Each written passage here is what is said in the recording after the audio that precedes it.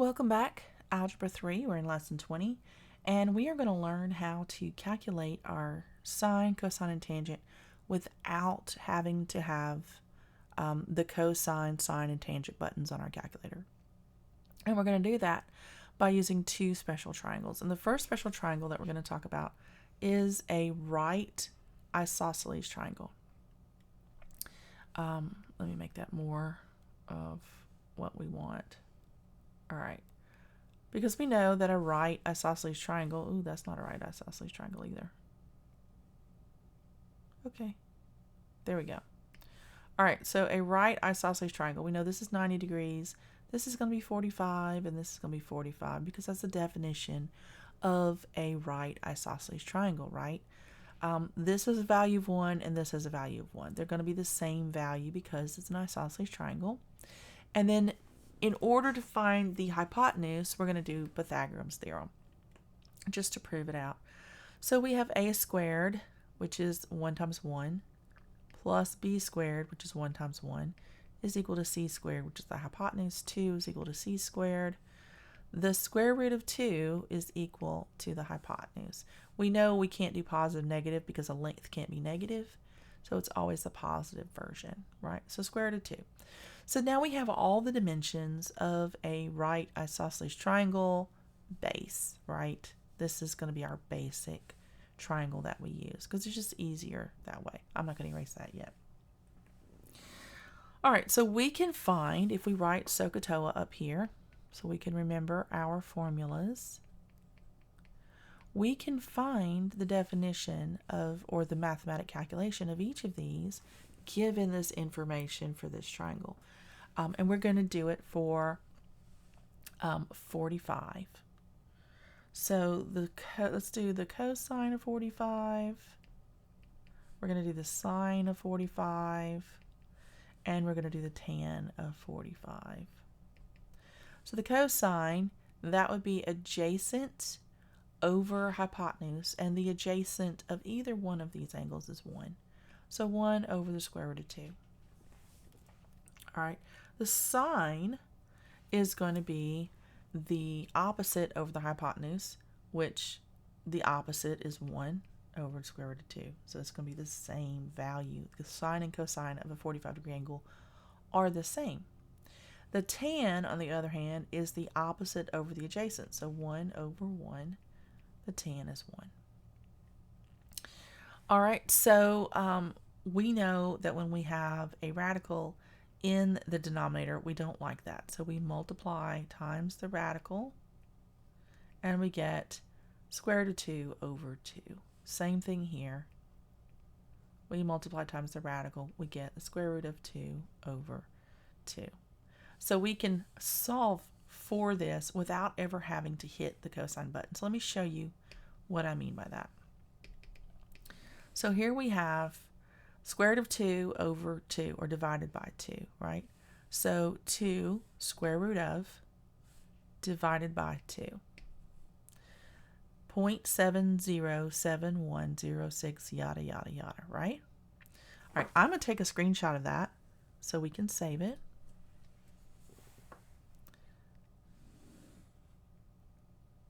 Actually, I'm just going to take this.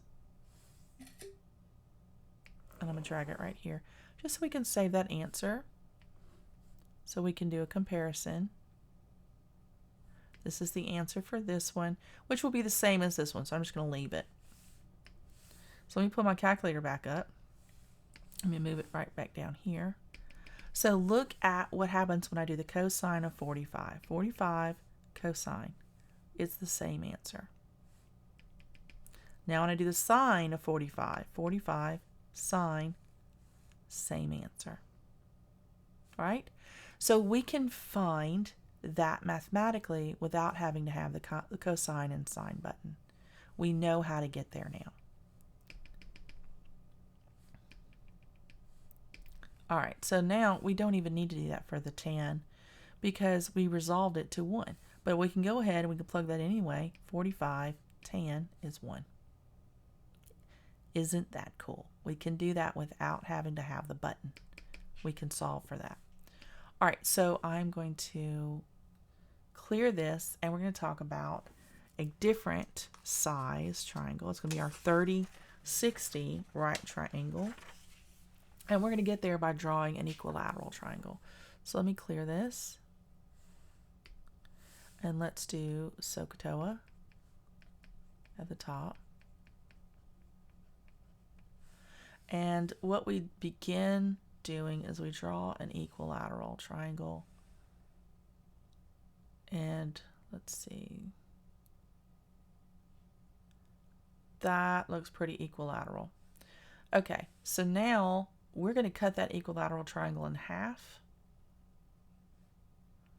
because we know that when we do that, because it's equilateral, this is going to be directly centered over the base. This one would be directly centered over the base, and this one will be directly centered over the base. So it doesn't matter which vertex you use, it's always going to be the same. Now, each one of these legs is 2, and we do that on purpose. We set that as 2, so that when we cut it in half to make our right triangle here, we can split the base into 1 and 1. Now, because this is equilateral triangle, each one of these is a 60-degree measure, right?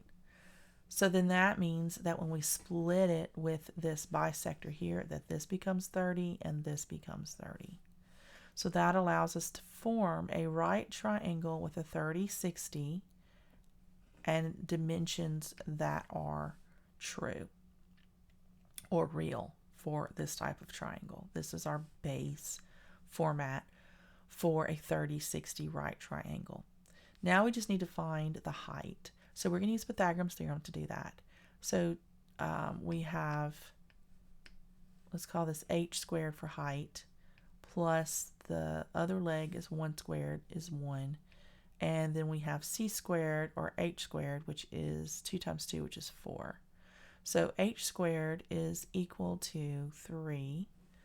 So we unsquare both of those, and we know that a length can't be negative, so h is equal to the positive square root of 3. So that would go here. So now that we have all of the leg values, we can find the sine, cosine, and tangent of the 30 and the sine, cosine, and tangent of the 60. All right, so let's do the sine of the 30. So the sine of 30, that is the opposite, which is 1, over the hypotenuse, which is 2.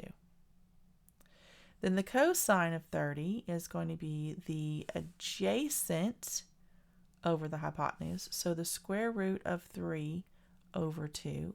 And the tan is the opposite over the adjacent, so 1 over the square root of 3.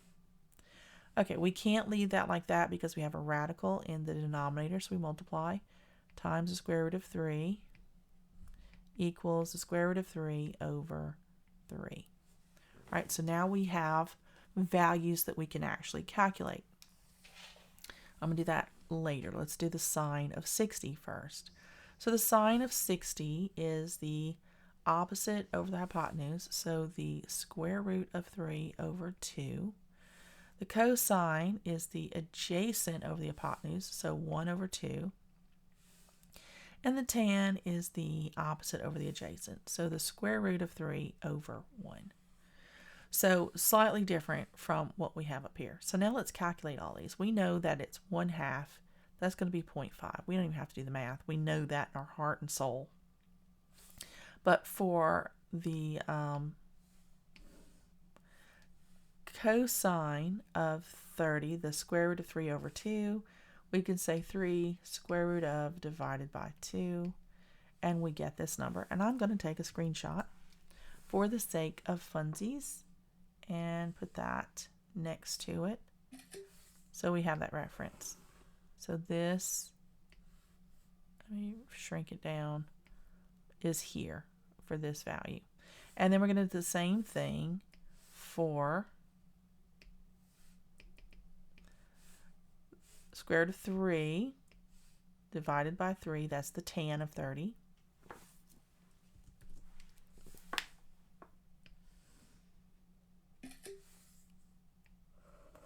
and bring that up here.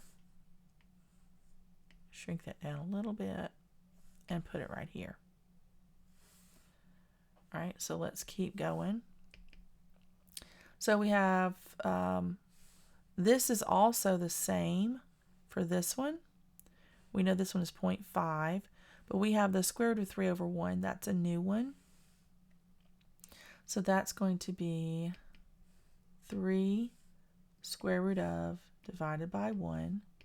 So that's just the square root of 3. So we're going to take this. Oops. I hate it when I do that. I let go of it too soon. All right, so now I have that.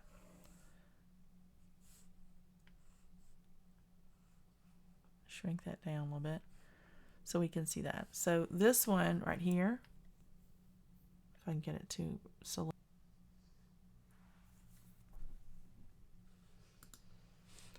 And if it'll let me paste. All right, so yeah, that one goes right here with this because the square root of 3 over 2, square root of 3 over 2 should be the same number. So now we're going to pull up the calculator and we are going to prove that we did indeed do it mathematically without having to use the cosine, sine, tangent button. So first one, we know we did that right. That's 0.5. That'll be the same thing down here as the cosine of 60. That's 0.5 also. Yeah, we didn't even have to think about that one. Square root of 3 divided by 2 is cosine of 30. So let's see, 30 cosine 0.866025403784443. That's the same number here and the same number here. So we got this one right, we got this one right, we got this one right, and we got this one right. So now we just need to check our tans. Okay? So let's do the tan of 30. 0.5773502691896. Perfect. Exactly right. So that one's right. And then we'll check our last tan, which is 60 tan. Same thing. 173205080. So now you know where those calculations are all coming from. And we can do it for a 45-degree angle, a 30-degree angle, and a 60-degree angle. No problem. All we need is our reference triangle to help us figure out this, and then we can get there. So now that we got all of these right, let's try a practice problem now that we know how to do all of this. We know we just need to draw our little reference angle to get started. So our first problem is we want to evaluate the tan of 30, which we just did. So you know what? I'm not going to make you do that again. We're going to skip example 1 because we just put it in our notes. We just put the tan of 30 in our notes. So let's just skip on to 20.2. 20.2 says that it wants us to evaluate 7 times the sine of 45. And it'll be written like this, 7 sine 45. Think of it like this. That's what you're actually seeing. When you have that in there, it's 7 times the sine of 45. So your problem would be written 7 and then sine 45 degrees equals, and then you would fill out what that is here. Now, you could put that in your calculator, 45 sine times 7, and that would give you the right answer, but we can do it mathematically as well by having our reference triangle, which we know we need a right triangle that is an isosceles. So 45, 45, this is 1, this is 1, this is 90, and this is the square root of 2. All right, we've already done that. So now we have our reference triangle. We can look at that. And I would put your reference triangle on the back cover of your notebook just so you have that, so you won't have to draw it every single time you need to do a problem. You can just look at it and have it and pull it out, and you have all of your numbers, and then you can just quickly throw them into. So sine is so that's going to be the opposite over the hypotenuse. So that's going to be 1 over the square root of 2, which we know we have to resolve.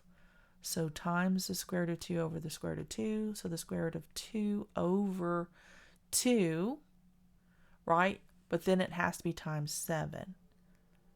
So that's what we're going to do now is we're going to multiply this response because it's actually 7 times this.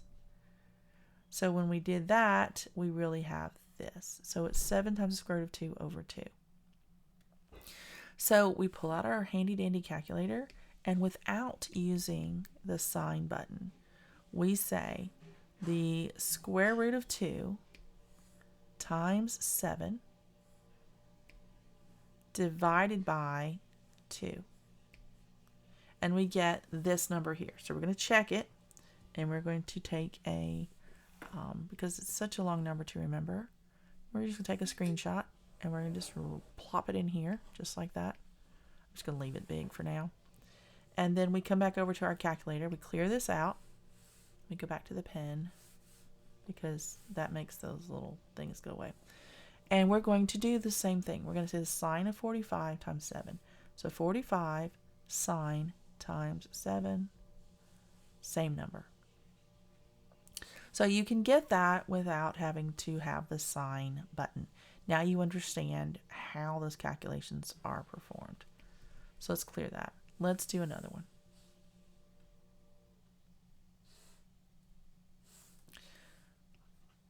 .3.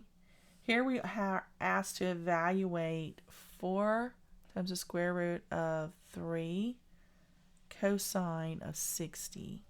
So again, that's multiplication. So that would be written here. 4 times the square root of 3 cosine 60 degrees equals. So we have our reference triangle. We know how to get there. We know that this one is 60, this one is 30, this one is 90. And we remember that the hypotenuse is 2, this is 1 because it's half of the base, right? And that this was the square root of 3. I would draw that on the back cover of your notebook so you always have those dimensions handy. So now we just look at cosine. It's ka, so ka toa. So adjacent, this is a 60, adjacent would be 1 over the hypotenuse, which is 2. So 1 over 2, which equals 0.5. But that's got to be times 4 times the square root of 3. So I'm going to just skip that, and I'm going to say 4 times the square root of 3 times 1/2, which is the cosine of 60. So I'm basically just subbing in cosine of 60 with 1 over 2. So if I do that, I get 4 times the square root of 3 over 2, which resolves itself to 2 times the square root of 3. So let's check that answer. Okay, so 3 square root of times 2. We get a screenshot of that.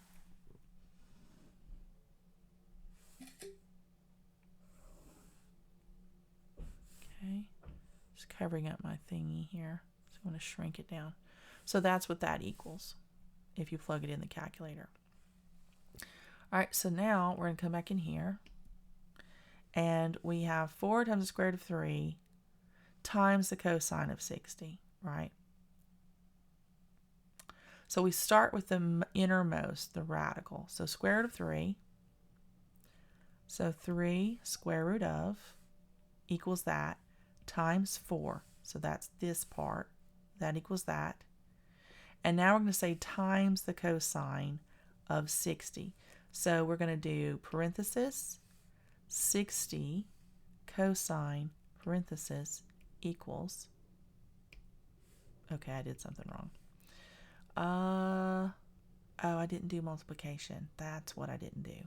So 3 square root times 4 times parenthesis 60 cosine equals. Now I get it. I forgot to do the multiplication symbol between the two. So you have to do that in the calculator. The calculator doesn't recognize the parenthesis as multiplication, so you have to put the multiplication sign in there. But that is, how the same number, we got there the same way. So if you want to know the buttons that I used, in your calculator, you have to do things in the proper order, the order of PEMDAS. That's how you have to do it. So I said 3, right? I did 3, and then I did the square root symbol, and then I said times 4 times, and then I did a parenthesis, and then I did 60, because on my calculator you do 60 and then the cosine.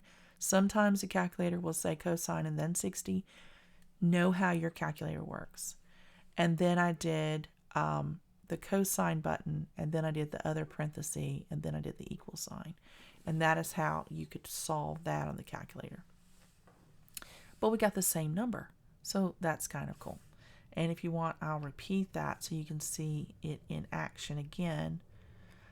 3 square root of times 4 times parenthesis 60 cosine parenthesis equals same number. This way is actually faster. 3 square root of times 2. Boom. Isn't that easier? So sometimes one way is easier than the other. But you could also just find the cosine of 60 on the calculator and then multiply it times 4 times square root of 3. It depends on, the situation that you're in. But now you know how to get there without the cosine button. All right. So now let's look at one more. I think we just have one more. So let's do it. Clear the page. We have 20.4. And here we are asked to find 10 divided by the square root of 5 times the tan of 45 degrees. So that would be written 10 divided by the square root of 5 times tan of 45 degrees. What does that equal? So first of all, SOHCAHTOA, T-O-A. So it's opposite over adjacent. So we pull out our reference triangle of our right isosceles triangle, right? 45, 45. This is 1, this is 1, and this is the square root of 2. We have that reference. We use it every single time. So we figure out the tan of 45. So the tan of 45 degrees is going to be the opposite over the adjacent. So 1 over 1. So the tan is 1, right? So what we have up here is going to be 1, or I should say, it's backwards, 10 over the square root of 5 times 1. Well, we know anything times 1 is itself, so we can actually just eliminate this and go ahead and resolve this. So that would be times the square root of 5 over the square root of 5. And then that would be 10 times the square root of 5 divided by 5. Well, 10 divided by 5 is 2. So that would equal 2 times the square root of 5. So we would pull the calculator up and we would say 5 square root of times 2. And that would be our answer. And I'm going to screenshot this just so you can see it's the exact answer. What I would ask for you to do in the system when you type this answer into JupyterEd, I'm going to get you to round to the 2 decimal places, right? There's no sense in putting all of this in there. So the answer I'd want in the system would be 4.47, right? That's as much precision as I need is 2 decimal places. So that's our standard. I'm not changing from our standard on that. I'm just getting those 2. So let's check it in the calculator. In the calculator, what I would do, I would use this, right? And I would say 10 divided by, and then I would say parentheses 5 square root button parenthesis times parenthesis 45 tan parenthesis equals. So let's see what that gets us. Okay, 10 divided by, parenthesis, 5 square root of, parenthesis, times, parenthesis, 45, tan, parenthesis, equals. Same number. Same number, got there faster. Right? So there is a benefit to knowing how to resolve these 30, 60, 45 sine, cosine, and tangents. It's a little bit faster when you can figure it out like this. You can actually see it, and this is just a quicker method to put it into the calculator in the first place. Yes, you can put all this in the calculator, but you could do just a little mental preparation and resolve it to its smallest number and get there faster. All right, that is all we have for lesson 20. I'll see you guys in lesson 21.